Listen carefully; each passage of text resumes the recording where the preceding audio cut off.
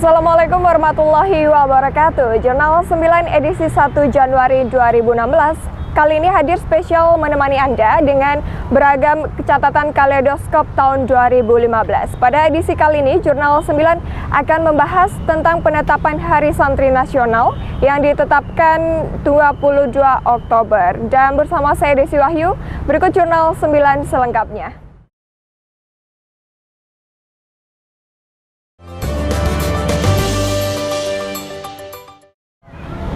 Pemirsa, pro kontra penetapan Hari Santri Nasional bermunculan ketika Presiden akan menetapkan 22 Oktober 2015 sebagai Hari Santri Nasional. Sebagian masyarakat berpendapat akan terbagi antara yang santri dengan yang bukan santri. Padahal penetapan Hari Santri Nasional merupakan wujud penghargaan atas kiai dan santri dalam perjuangan merebut kembali Indonesia dari penjajah melalui peristiwa resolusi jihad. Peristiwa sejarah resolusi jihad seakan hanya cerita dongeng belaka. Dan untuk mengetahui seperti apa awal mula resolusi jihad sebagai sejarah Hari Santri Nasional, berikut informasi selengkapnya untuk Anda. Sejarah selalu tidak bisa ditelan mentah-mentah.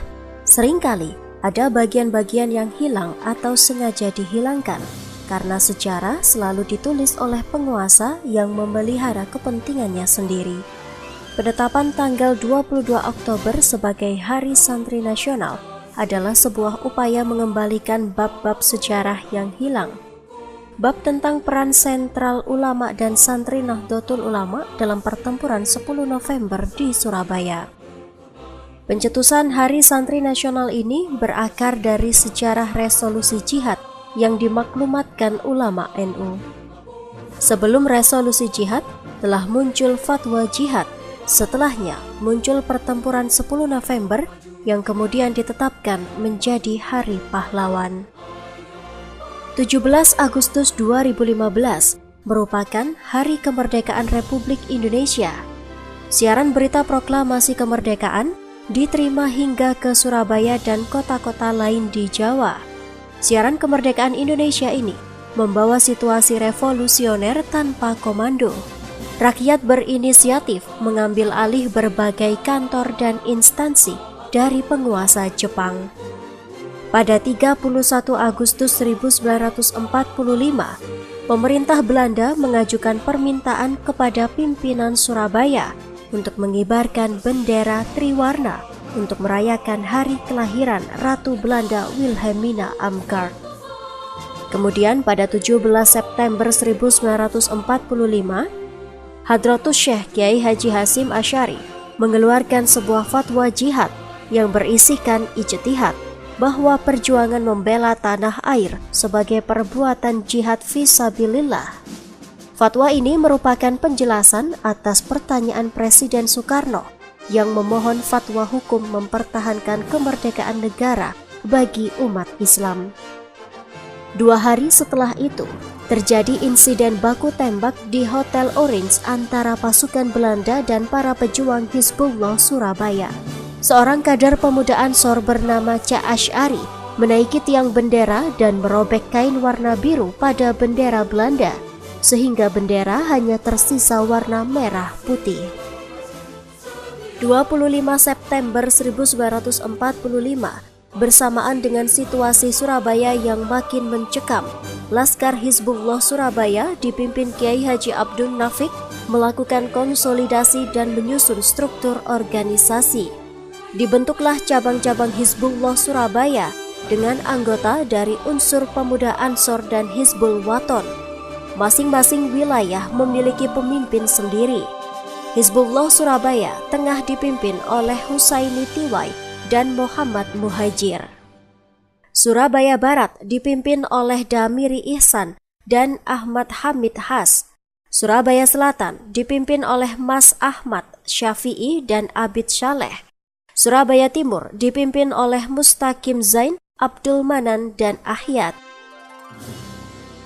5 Oktober 1945, pemerintah pusat membentuk Tentara Keamanan Rakyat atau TKR. Para pejuang ex-PETA, ex-Kanil, Heiho, Kaigun, Hizbullah, Barisan Pelopor, dan para pemuda lainnya diminta mendaftar sebagai anggota TKR melalui kantor-kantor BKR setempat. 15 hingga 20 Oktober 1945 terjadi pertempuran 5 hari di Semarang antara sisa pasukan Jepang yang belum menyerah dengan para pejuang. 21 hingga 22 Oktober 1945, PBNU menggelar rapat konsul NU se-Jawa dan Madura.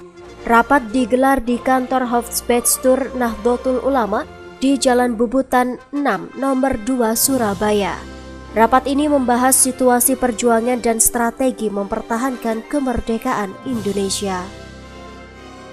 Di akhir pertemuan pada tanggal 22 Oktober 1945, PBNU akhirnya mengeluarkan sebuah resolusi jihad sekaligus menguatkan fatwa jihad Rois Akbar NU, Hadratus Syekh Kiai Haji Hasyim Asy'ari.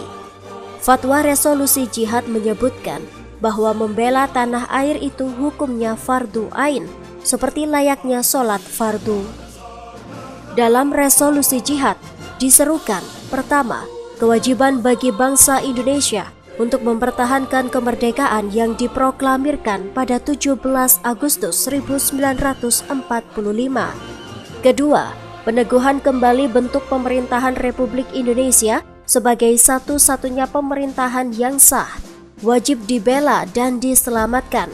Ketiga, pentingnya sikap waspada dan hati-hati terhadap musuh, terutama Belanda dan sekutunya serta Jepang. Keempat, kewajiban bagi umat Islam terutama Nahdlatul Ulama untuk mengangkat senjata melawan Belanda dan sekutunya dalam jarak radius 94 km.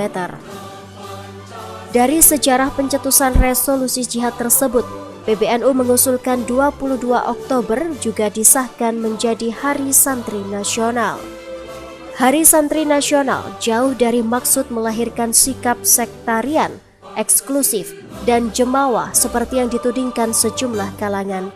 Peringatan Hari Santri adalah sebuah ikhtiar meluruskan sejarah dan mengembalikan bab-bab yang hilang tentang peran ulama dan santri dalam menjaga kemerdekaan Indonesia.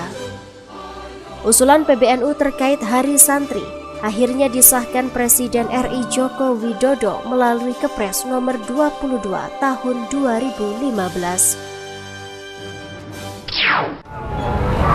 Tetaplah bersama kami pemirsa karena informasi lainnya masih akan kami hadirkan usai jeda berikut. Tetaplah di Jurnal 9.